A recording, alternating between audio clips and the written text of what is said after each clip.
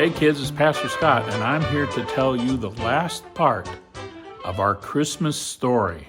We've done a different Christmas story every day of Advent, and this is the fourth week, so this is our last time we're going to do a Christmas story, and it's really cool, and it also has something to do with why we have lights on our Christmas tree. Did you know that? That's pretty cool, but I'm not going to tell you why until the end of the story, so hang on. All right, here we go.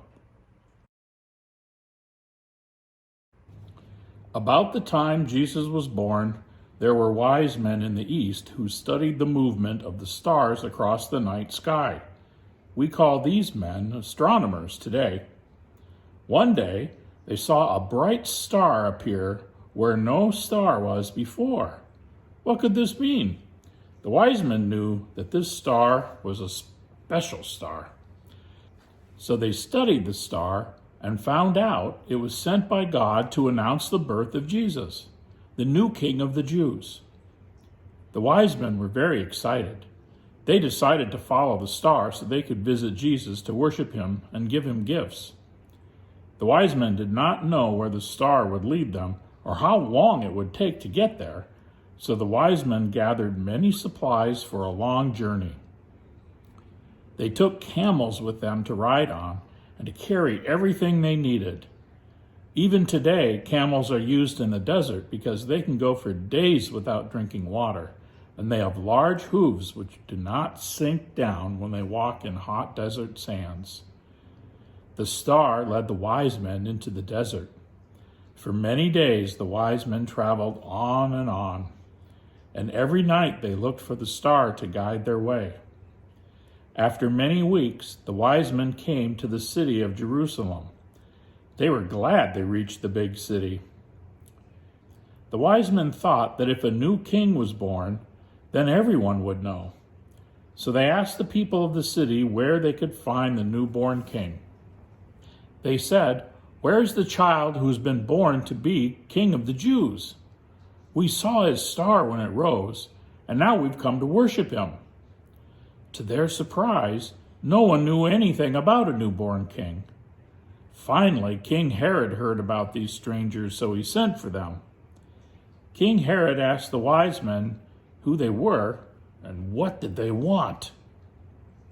The wise men told King Herod all about the star and the newborn king that they were looking for. Now I need to tell you something. King Herod was not a nice or happy king. He was a mean and jealous king. When he heard that a new king was born, the first thing he thought of was himself. Herod was the king now, but if a new king was born, then Herod might not be king someday. King Herod did not like that. He did not like that at all. He decided to find out who the newborn king was and then get rid of him. That way Herod could always be the king. So King Herod gathered all of his advisors and asked them if they knew about a new king. King Herod's advisors told him that the Bible says that a king of the Jews would be born in the little town of Bethlehem. So King Herod told the wise men that the newborn king was in Bethlehem. Then Herod lied to the wise men. He told them that he wanted to worship the new king too.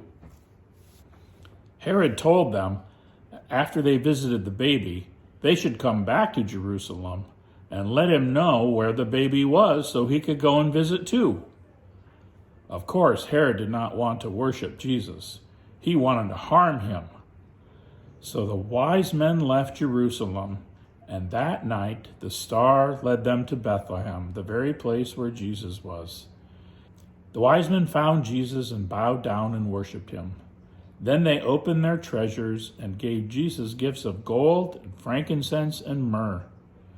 The wise men spent time with Jesus and his mother Mary and his father Joseph. One night an angel appeared in the wise men's dreams. The angel warned the wise men that Herod was going to harm the baby Jesus if Herod found out where he was. So the angel told the wise men not to talk to King Herod. He told them to go straight home. So the wise men packed up their things and went straight home, back through the desert. They were very happy they had been able to see and worship Jesus. And what about mean King Herod? He never found baby Jesus. God kept Jesus and his family safe. All right, so that was the last part of our Christmas story where we learned about the wise men following the star. So what does that have to do with the lights on our Christmas tree? Well, the lights are supposed to remind us of all the stars in the sky, and especially that one star that the wise men followed. So, that's a pretty cool story about the wise men and how they protected Jesus when he was a baby. And it's also pretty cool that we can put lights on our tree to help us remember that very important story.